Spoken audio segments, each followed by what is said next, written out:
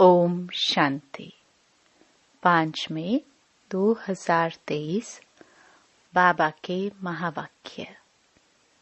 मीठे बच्चे, तुम रूप बसंत हो। तुम्हें बाप की याद में भी रहना है तो ज्ञान रत्नों का बीज भी बोना है। भारत का श्रृंगार भी करना है। प्रश्न। तुम बच्चे कलयुगी गोवर्धन पर्वत को उठाने के लिए कौन सी अंगुली देते हो? उत्तर। पवित्रता की। पवित्रता की प्रतिज्ञा करना ही जैसे अंगुली देना है। पवित्रता नहीं है तो भारत का हाल देखो क्या हो चुका है। पवित्रता है तो पीस, प्रॉस्पेरिटी सब है। इसलिए श्रीमत पर आग और कपूस इकट्ठे रहते भी पवित्र बनना है। प्रवृत्ति में रहते पवित्र बनना है। घर बार का संन्यास नहीं करना है। गीत। आने वाले कल की तुम तकदीर हो। ओम शांति। माताओं ने, सभी सजनियों ने यह गीत सुना। बच्चे जानते हैं इस भारत की तकदीर में लकीर लगी हुई है। किस द्वारा लकीर लगी है? 5 विकारों रूपी रावण द्वारा। अब फिर तुम बच्चे भारत की तकदीर बना रहे हो। तुम हो शिव शक्ति माताएं। जब ज्ञान सागर आते हैं तो माताओं के ऊपर कलश रखते हैं। तुम बच्चे जानते हो हम भारत की तकदीर बनाने अर्थात भारत को स्वर्ग बनाने वाले हैं। तुम बाप की सेना हो। बाप के घर की शोभा हो। माँ बाप के पास बच्चा नहीं होता है तो घर जैसे सूना लगता है। अब यह दुनिया सूनी सूनी लगती है। अब तुम बच्चे इनको स्वर्ग बनाने वाले हो। बाप कहते हैं मैं तुम माताओं का गुलाम हूँ, क्योंकि आगे यह माताएं पति की गुलाम थी। उनको कहा जाता है हिंदू नारी का पति ही गुरु, ईश्वर सब कुछ है। वास्तव में इस समय की बात को फिर भक्ति मार्ग में ले गए हैं। परमपिता परमात्मा को ही इस समय कहा जाता है त्वमेव मातश्च पिता त्वमेव। सब कुछ एक ही है। हिंदू लोगों ने फिर पति के लिए कह दिया है। वास्तव में शिव बाबा है पतियों का पति। तुम तो सदा सौभाग्यशाली बनते हो और यह पति भी अमर है। अमरनाथ है ना। तुमको भी अमरनाथ अमरपुरी का मालिक बनाते हैं। ऐसे पति को बहुत याद करना है जो तुमको पढ़ाकर स्वर्ग का मालिक बनाते हैं। ऐसे पति को भूलने से रोना आ जाता है। बाप कहते हैं क्या तुम्हारा साजन मर गया है जो तुम रोती हो? तुमको तो अभी सदैव हर्षित मुख रहना है। देवताओं का मुखड़ा सदैव हर्षित रहता है। मनुष्य देखने से ही खुश होते हैं। देवताओं ने वह खुशी कहाँ से लाई? संगम पर बाप ने ऐसा हर्षित मुख खुश मिजाज बनाया था। अभी पुरुषार्थ करना है तभी तो अविनाशी बनेंगे। बाप कहते हैं रोने की बात ही नहीं है। वाह, ऐसा सलोना साजन मिला है जिससे स्वर्ग के महाराजा महारानी बनते हो। तुम श्रीमत पर कदम कदम चलते रहो। तुम जो वर्जन सुनते हो वह एक एक वर्जन लाख रुपये का है। वह विद्वान लोग गीता वेदांत आदि सुनाते हैं तो कहते हैं यह एक एक वर्जन लाख रुपये का है, परंतु ऐसा तो है नहीं। तुम हर एक रूप बसंत हो। आत्मा रूप है ना।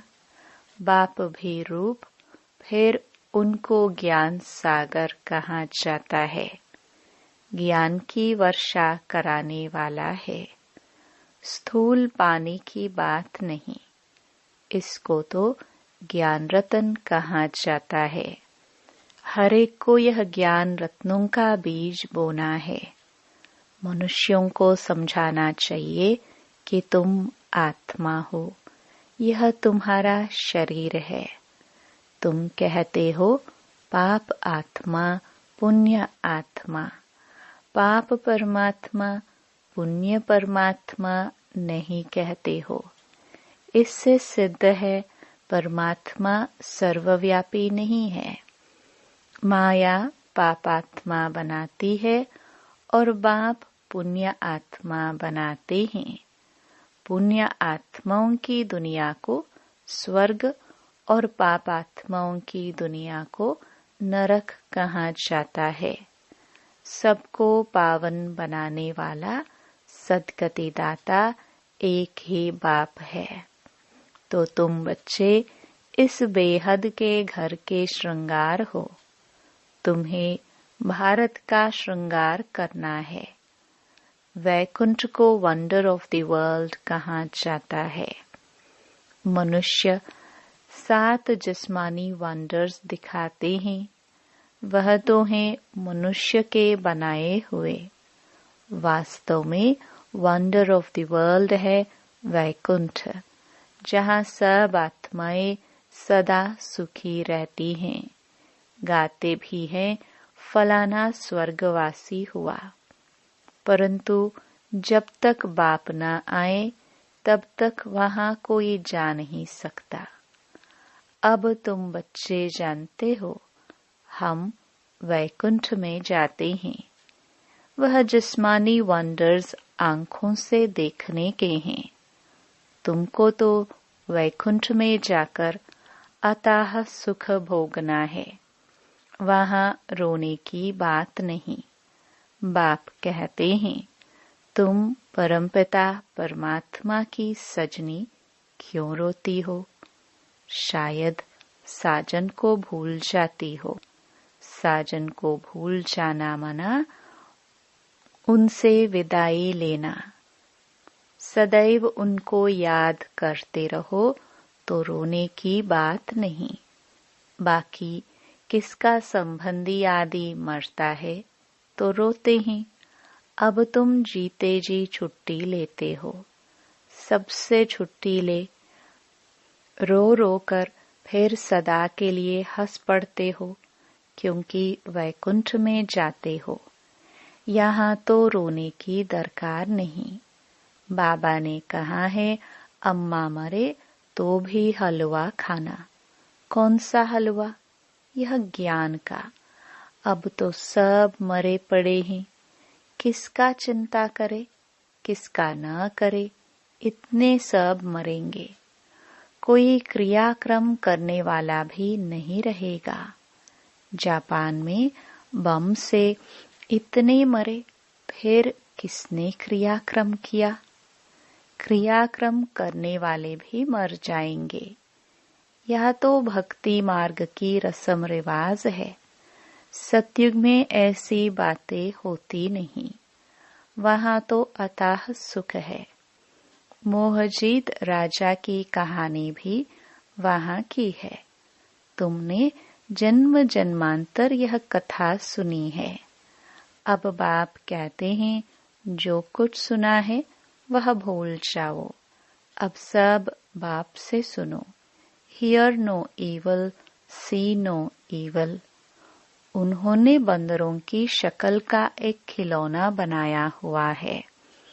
टॉक नो इविल, सी नो इविल, क्योंकि इस समय मनुष्य बंदर से भी बदतर हैं, जो सुना वो सत सत करते रहते हैं।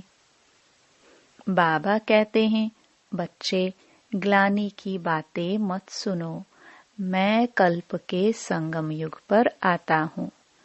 बाप को तो जरूर आना ही है, तब तो नॉलेज दे। मनुष्य कहते ऋषि मुनि आदि त्रिकालदर्शी थे।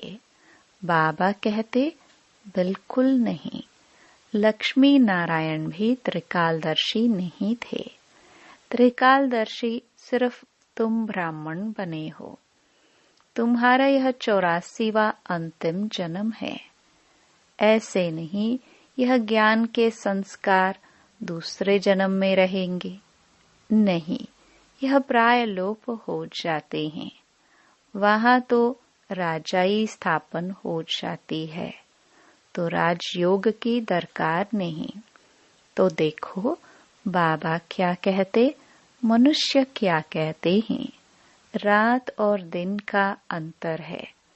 मनुष्य कहते परमात्मा सर्वव्यापी है। बाप कहते हैं नहीं। मनुष्य कहते हैं कलयुग की आयु अभी 40,000 वर्ष पड़ी है। बाप कहते हैं नहीं। कितने गपोड़े सुनाए, घोर अंधियारा कर दिया है। अब मीठा बाप कहते हैं बहुत मीठा बनो। तुम ईश्वरीय दरबार में ईश्वर के बच्चे हो। तुम्हारा फर्ज है योग लगाना। गोवर्धन पर्वत पर जाएंगे तो वहां अंगुली दिखाई है। पर्वत की कितनी पूजा होती है। भारत जब गोल्डन एज बन जाता है तो उनकी पूजा नहीं होती। तो यह अंगुली है तुम्हारी निशानी। पवित्रता की प्रतिज्ञा करना जैसे अंगुली देना है, भारत को सैल्वेज करने के लिए। पवित्रता है तो पीस प्रॉस्पेरिटी भी है। पवित्रता नहीं है तो भारत का हाल देखो क्या है। मेहनत है ना। सन्यासी कहते आए आग और कपूस इकट्ठे रह नहीं सकते। शास्त्रों में ऐसा है, परंतु तुम सन्यासियों को कह सकते हो कि हम कैसे आग कपूस इकट्ठे रहते पवित्र रहते हैं। सन्यासियों को श्रीमत थोड़ी मिलती है। हम तो अब बाप की श्रीमत पर चलते हैं। उनको मिलती है शंकराचार्य की मत। यह है शिवाचार्य की मत। तुम शिवाचार्य के बच्चे हो, यह कोई नहीं जानते। कहते हैं परमात्मा ज्ञान का सागर है, तो आचार्य हुआ ना, वह शंकराचार्य है।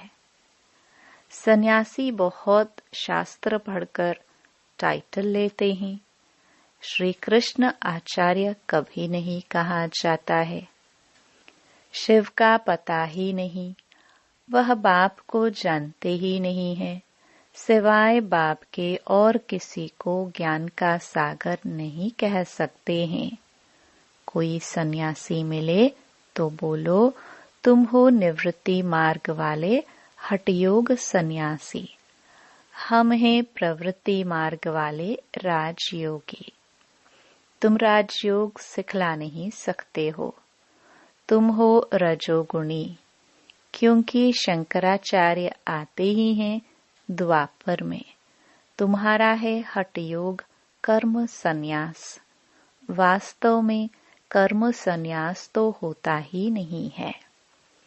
अब तुम बच्चों को डायरेक्शन ही कुछ और मिलता है। मनुष्य चाहते हैं शांति में रहे। बोलो अच्छा, अपने को इन ऑर्गन से डिटैच कर दो। परंतु सिर्फ डिटैच करने से ही फायदा नहीं होगा। डिटैच हो फिर मुझे याद करो तो विकर्म विनाश होंगे। शांति तो तुम्हारे गले का हार है। आत्मा का स्वधर्म है शांति। हम आत्माएं मूल वतन में साइलेंस में रहती हैं, फिर सूक्ष्म वतन में है मूवी। यह है टॉकी स्थूल वतन। तुम बच्चों ने साक्षात्कार किया है। बाबा ने जास्ती देखा है, मम्मा ने तो कुछ भी नहीं देखा, कभी भी ध्यान में नहीं गई। ज्ञान में कितनी थी की गई, यह ध्यान की आश भी नहीं रखनी चाहिए। मम्मा देखो बिगर ध्यान के कितना आगे नंबर लेती है। पहले श्री लक्ष्मी फिर श्री नारायण, इनके लिए लिखा हुआ है अर्जुन को विनाश स्थापना का साक्षात्कार हुआ। इस रथ में रथीश बाबा बैठ नॉलेज सुनाते हैं। इस रथ को भी नॉलेज उनसे मिलती है।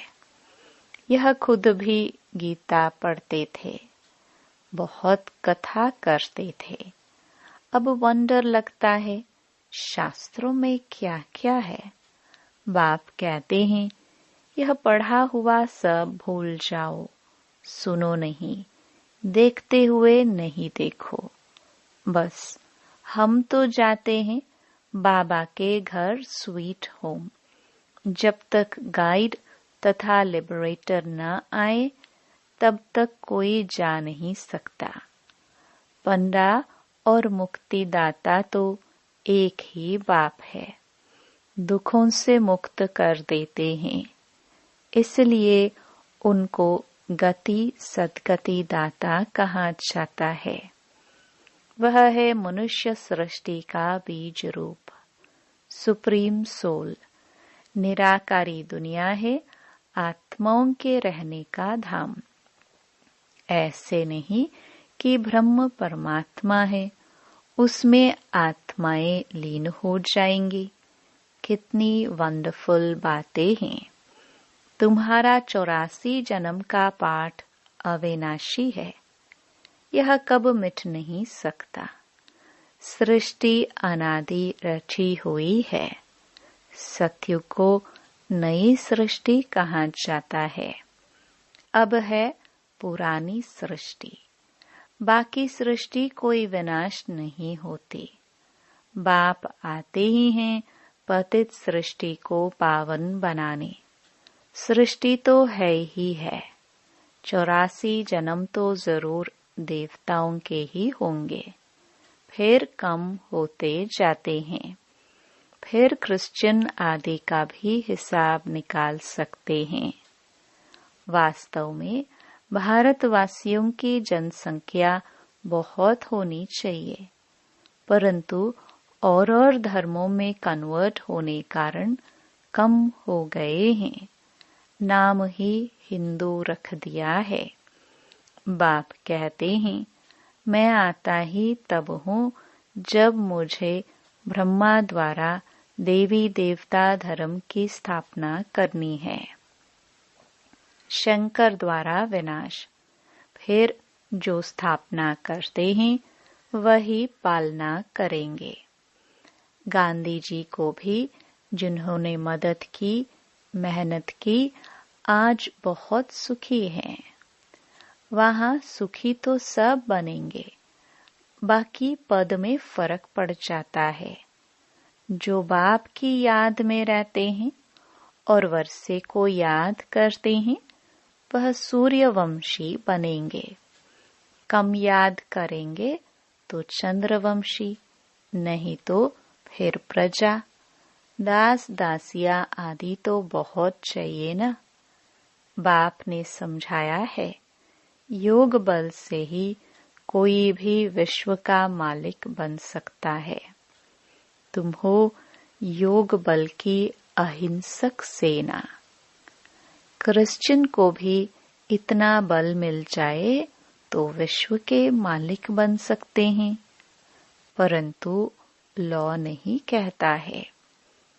वह बंदर की कहानी है ना। श्री कृष्ण के मुख में माखन आ जाता है विश्व की राजाई का, तो विश्व का राज्य योग बल से ही मिल सकता है। बाप कहते हैं मैं स्वर्ग रचता हूँ। तुम बच्चों का भी यही धंधा है। बच्चे फिर बाप के बन स्थापना में मदद करते हैं। अच्छा, मीठे मीठे सिखिलदे बच्चों प्रति माता पिता बाप दादा का याद प्यार और गुड मॉर्निंग। रूहानी बाप की रूहानी बच्चों को नमस्ते। धारणा के लिए मुख्य सार। पहला, सदा हर्षित खुश मिजाज रहना है, कभी भी रोना नहीं है। जीते जी सबसे छुट्टी ले लेनी है, किसी का भी चिंतन नहीं करना है। दूसरा, अपनी शांति स्वधर्म में स्थित रहना है। ज्ञान और योग से तीखा जाना है, ध्यान की आश नहीं रखनी है। वरदान, यथार्थ श्रेष्ठ हैंडलिंग द्वारा सर्व की दुआएं प्राप्त करने वाले सर्व के स्नेही भव। जैसे बाप ने किसी भी बच्चे की कमजोरी को नहीं देखा, हिम्मत बढ़ाई कि आप ही मेरे थे, हैं और सदा बनेंगे, ऐसे फॉलो फादर करो। हर एक की विशेषता को देखते संबंध संपर्क में आओ तो आत्माओं से स्वतः आत्मिक प्यार इमर्ज होगा और बाप के साथ साथ सर्व के स्नेही बन जाएंगे। जहाँ आत्मिक स्नेह है वहाँ सदा सभी द्वारा सद्भावना सहयोग की भावना स्वतः ही दुआओं के रूप में प्राप्त होती है। इसको ही रूहानी यथार्थ हैंडलिंग कहा जाता है। स्लोगन, अपने श्रेष्ठ संकल्पों की एकाग्रता द्वारा अन्य आत्माओं की भटकती हुई बुद्धि को एकाग्र कर देना ही सच्ची सेवा है।